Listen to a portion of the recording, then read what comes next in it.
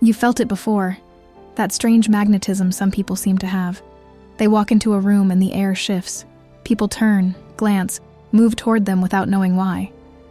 It's not beauty, it's not charm. It's something deeper, an invisible force that makes others want to follow, obey, and believe. And here's the truth you've probably sensed but never said out loud. You want that too. Not for vanity, but because you're tired of being unseen, unheard, dismissed by a world that only listens to power. You want to radiate something unspoken, an energy that commands attention, that bends people's perception without ever having to raise your voice. What you're really craving is aura, and Machiavelli knew exactly how to build it. Most people think of power as something external, wealth, status, control. But Machiavelli understood a subtler kind of power, the power of presence. He called it virtue, not virtue in the moral sense, but a kind of force of being, the essence that allows a person to shape events instead of being shaped by them. To Machiavelli, a man of virtue didn't simply react to the world. He bent it. His aura made others feel his will before he even spoke it. That's the art we've lost. And yet, it's still buried inside you. Look around. We live in an age of noise. Everyone's talking, posting, proving. But the more people try to be seen, the more invisible they become. They mistake volume for influence. But real power doesn't shout, it radiates. It's the calm center in a storm, the stillness that draws the eyes of the chaotic. It's the man or woman who says little, but when they finally do, everyone goes silent.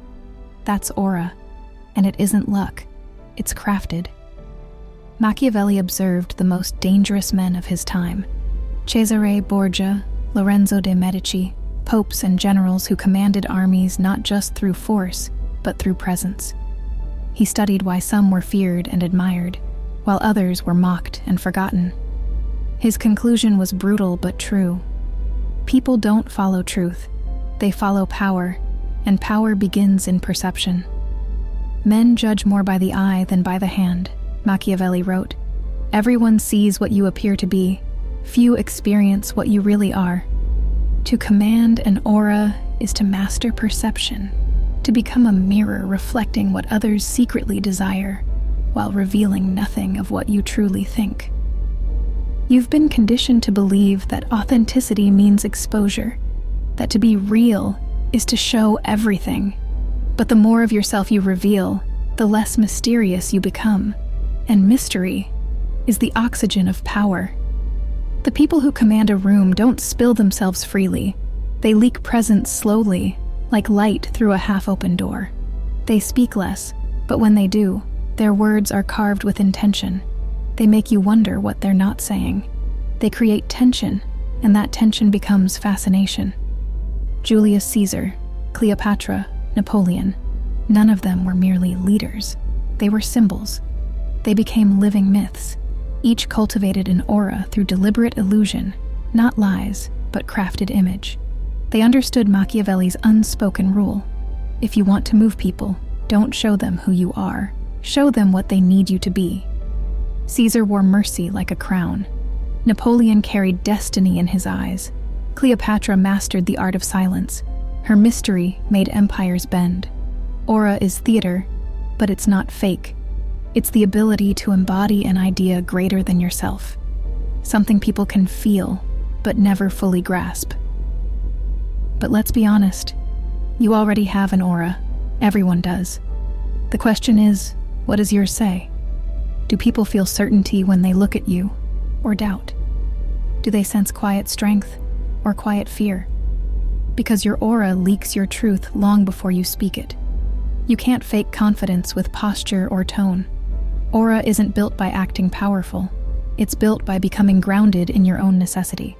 Machiavelli would tell you this. To project power, you must first believe that your presence matters. You must live as if your will has consequence, as if what you do shifts reality itself. Because once you believe that, others start to believe it too. Aura isn't about dominance. It's about emotional gravity. It's when your calm unsettles others, when your silence feels louder than their words, when people can't explain why they respect you, but they just do. You build that gravity through 3 invisible habits. First, stillness. Powerful people are not easily moved. They pause before they react, creating space for others to reveal themselves. That pause, that control, is intimidating. Second, purpose. Every action must look deliberate. Even mistakes can look like strategy when done with conviction. To appear unshakable, you must live with a reason larger than comfort. Third, ambiguity. Never be fully known. Once people think they've figured you out, they stop respecting you. Keep a piece of yourself hidden, the unknowable part that makes them lean closer, wondering what else lies beneath.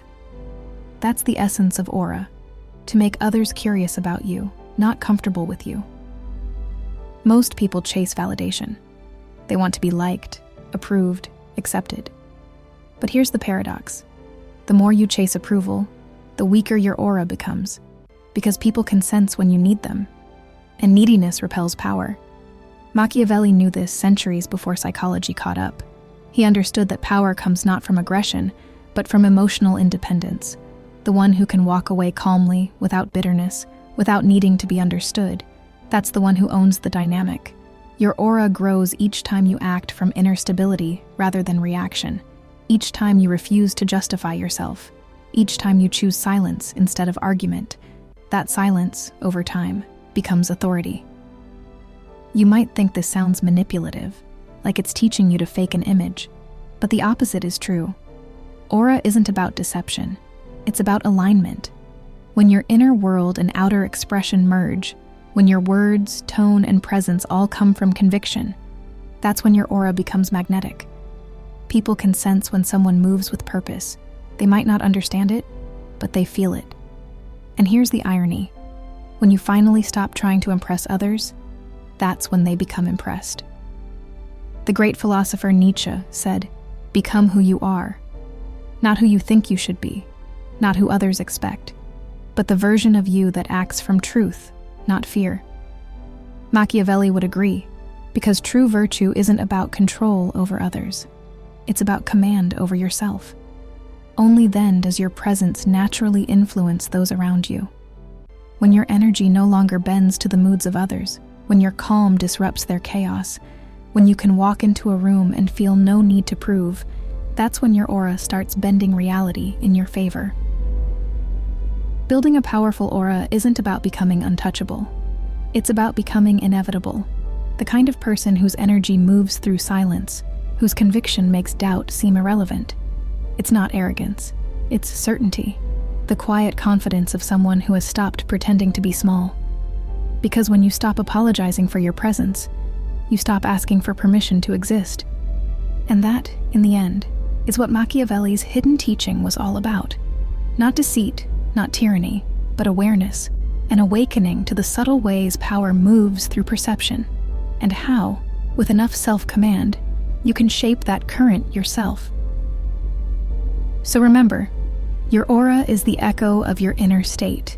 It bends others only when you first mastered your own emotions, your own fears, your own silence.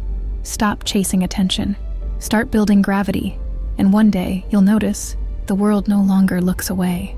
Because power doesn't speak loudly. It doesn't beg to be seen. It simply is. That is Machiavelli's way.